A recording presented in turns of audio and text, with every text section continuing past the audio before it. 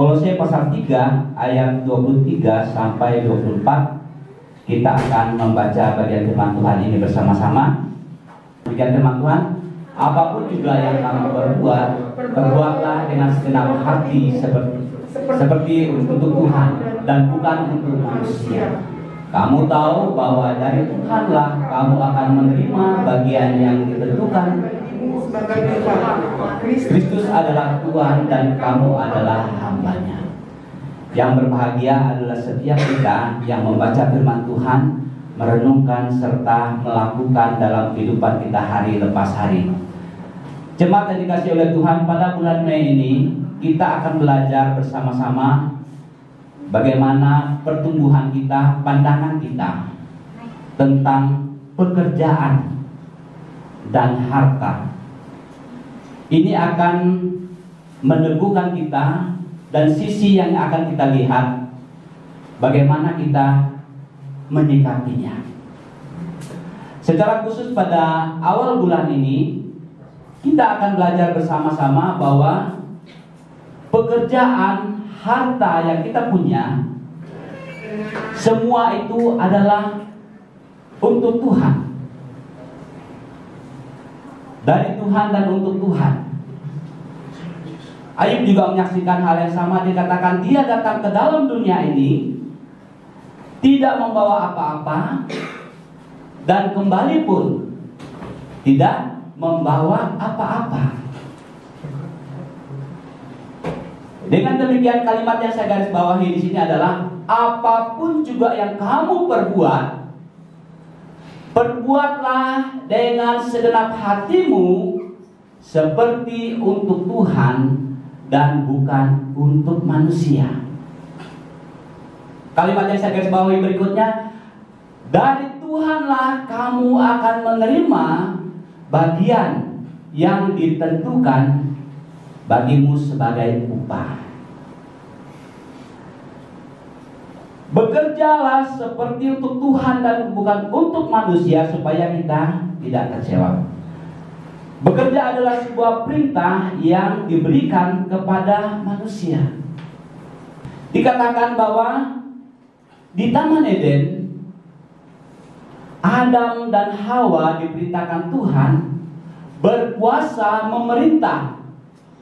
Tujuannya adalah mengusahakan bumi dan segala isinya. Mengusahakannya dan segala isinya artinya manusia yang diperintahkan untuk mengusahakannya. Sebagai orang Kristen, pekerjaan yang dilakukan dengan sungguh-sungguh akan menjadi kesaksian yang memuliakan Tuhan. Bukan hanya mengusahakan, tetapi dalam pekerjaan itu kita menjadi saksi, kesaksian bagi orang lain. Kalau saudara perhatikan itu dalam Matius pasal 5 ayat 16, terang itu bercahaya di depan orang. Tuhan juga tidak ingin manusia bekerja sedemikian rupa sehingga pekerjaan itu yang dimuliakan, bukan Tuhan. Bahkan pekerjaan menjadi Tuhan mereka ataupun tuannya mereka maksudnya. Kadang-kadang kita mentuankan pekerjaan itu sehingga kita diperhambakan oleh pekerjaan. Tuhan mengajarkan waktu penciptaan adalah hari ke-7 Tuhan beristirahat. Ternyata istirahat itu penting. Tapi sejauh manakah kita menghargai hal itu? Istirahat dalam bekerja bukan berarti kelelahan, tetapi ada waktunya kita harus beristirahat. Jangan itu menjadi tuan dan kita diperhambakan dan diperbudak oleh pekerjaan itu. Akan begitu sulit bagi kita. Kapan manusia itu merasa cukup dalam hidupnya? Tidak akan pernah. Seorang yang sedang lumpuh di pinggir jalan dan meminta-minta, Lalu dia lihat orang bersepeda, dia katakan, enak ya kalau saya punya kaki seperti mereka, saya bisa bersepeda.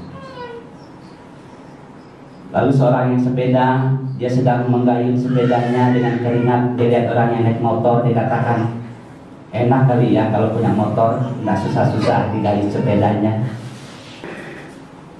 Sudah dapat motornya, lalu dia sedang berjalan, hujan panas, dia lihat orang di mobil, dia katakan, kayaknya enak ya kalau punya mobil, biar hujan panas tetap nyaman.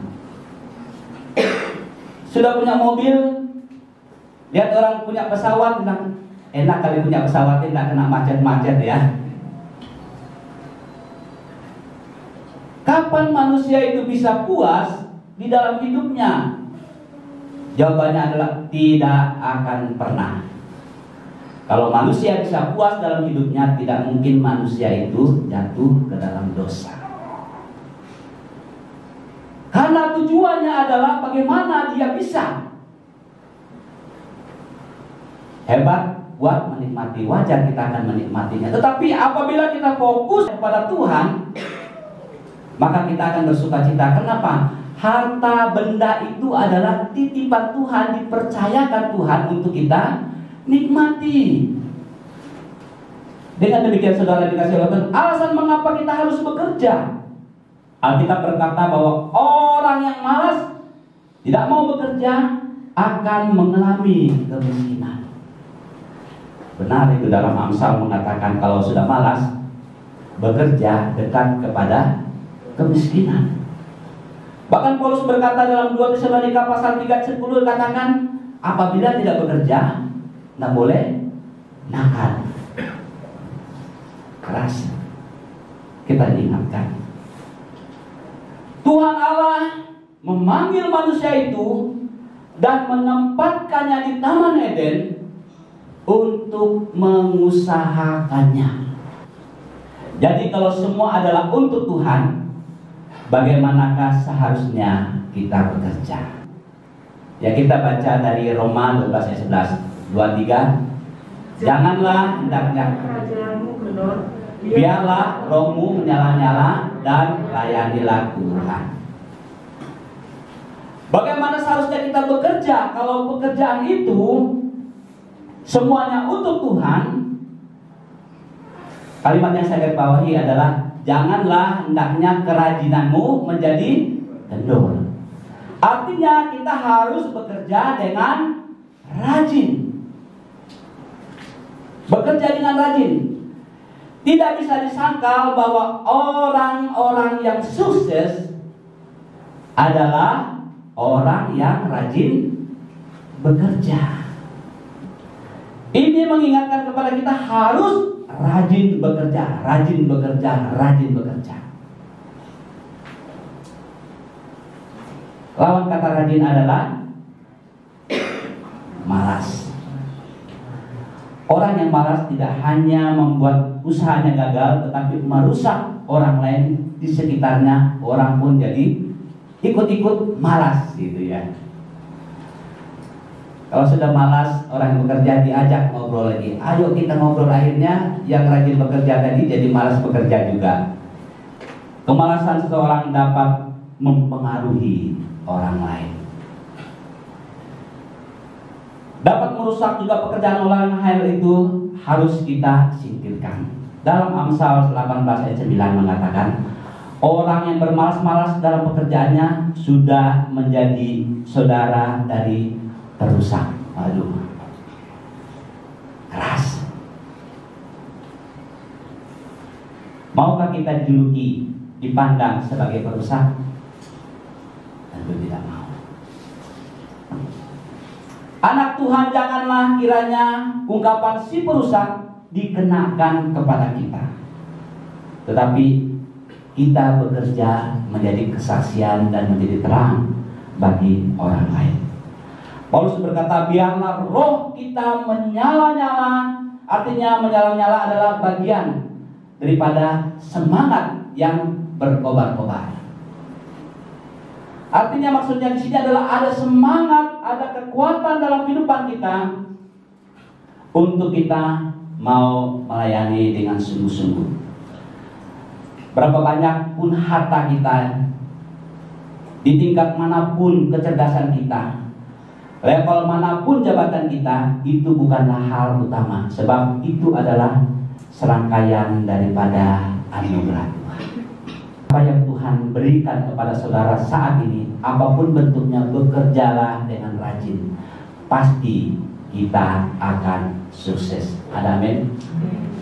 Bekerja dengan rajin. Bukan masalah jabatan, bukan masalah bentuk kerjanya. Apapun pekerjaan kita yang dikerjakan, saya selalu doakan, apapun yang dikerjakan tangan anak-anak Tuhan, Tuhan buat berhasil. Itu yang menarik. Apapun yang kita kerjakan, dan kita katakan, oh kalau kayak si A, kayak si B, ya Tuhan izinkan kita dalam posisi itu masing-masing. Yang penting adalah kita rajin untuk bekerja. Yang kedua, kalau semua adalah untuk Tuhan, bagaimanakah seharusnya kita bekerja? Kita baca bersama-sama lagi, 1, 2, 3. Kita harus mengerjakan pekerjaan Dia yang mengutus aku selama masih siang. Akan datang malam di mana tidak ada seorang pun yang dapat bekerja. Allah menghendaki kita tekun dalam bekerja. Kata tekun sini berarti bertahan dalam situasi sulit apapun. Saya mengambil gambaran seorang petani. Kalau petani itu nanam sayurnya hari ini, lalu tidak melihatnya 2 hari, 3 hari kemudian, 1 bulan dikatakan, saya datang untuk panen sayur. Kira-kira apa yang dia temukan di tempat yang dia tanam? Bukan hanya sayur, tetapi rumput sudah menutupi apa yang sudah ditanam. Karena tidak dirawat dan tidak dijaga, karena tidak tekun. Apapun yang kita kerjakan dalam situasi apapun, kalau kita bekerja dengan tekun dan dengan sungguh-sungguh, pasti akan berhasil. Tekun tidak patah semangat, setia bekerja dan bekerja. Dan kita perlu hikmat, ada waktunya kita untuk beristirahat. Tanpa ketekunan tidak akan mencapai tujuan. Harus tekun supaya mencapai tujuan. Amsal memberi satu gambaran kepada kita, belajar kepada semut. Semut, kalau saudara perhatikan dengan saksama, kalau semut banyak di rumah, ngangkut makanan, berarti tidak lama kemudian akan turun hujan. Artinya sebelum hujan atau kemarau, dia akan mengumpul bekalnya ke dalam lumbungnya dia. Kalau sudah hujan, dia tidak keluar kemana-mana. Dia hanya ada di dalam dan menikmati. Wah, luar biasa. Dia tekun. Dan kalau semut itu melihat benda, makanannya begitu besar di depannya, dia tidak putus asa. Biarpun itu 10 kali besar dari badannya, dia tidak putus asa, dia akan berjuang. Ataupun membawa teman-teman yang lain, ayo kita angkut. Tidak heran kita katakan, kok bisa ya makanan besar itu bisa diangkut dan dibawa bersama-sama. Kenapa? Ada ketekunan. Tapi bagaimana kita melihat sesuatu di depan kita, kata, aduh saya nggak bisa, aduh itu bukan saya. Pantang menyerah. Saya pasti bisa, ya gitu ya. Kalau orang lain bisa, kenapa kita tidak bisa? Persoalannya adalah kita tekun atau rajin. Itu jadi persoalannya. Oleh karena itu, jemaat yang dikasih oleh Tuhan, harus kita bekerja dengan tekun apapun situasi yang kita alami. Roma 8 ayat 28 mengatakan, kita tahu sekarang bahwa Allah turut bekerja dalam segala sesuatu untuk mendatangkan kebaikan. Artinya, kadang kita diperhadapkan dengan situasi sulit. Kadang kita harus tertawa dan kadang kita harus menangis. Kadang kita harus berkeringat, kadang kita tidak mengeluarkan keringat. Tetapi Tuhan turut bekerja di dalamnya untuk membentuk kita. Asalkan kita tekun untuk bekerja. Tanpa ketekunan apapun yang kita kerjakan tidak akan pernah membawa hasil yang maksimal. Tekun adalah ketetapan hati yang kuat untuk sungguh-sungguh dalam melakukan tugas apapun. Tekun juga berarti fokus, konsisten, tidak mudah putus asa terhadap situasi dan apa yang dikerjakan. Bekerjalah dengan tekun.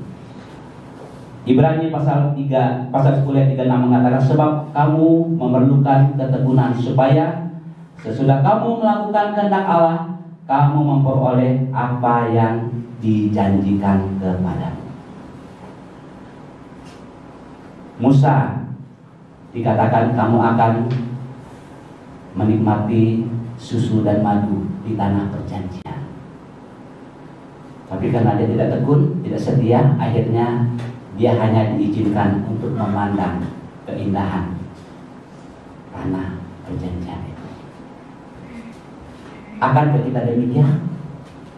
Tuhan sudah menjanjikan satu hal yang besar ke depan, tapi karena kita tidak tekun, kita hanya melihat, oh tadinya itu seharusnya milik saya, tapi karena saya tidak tekun, artinya lewat. Perlu ketekunan itu di dalam kehidupan kita.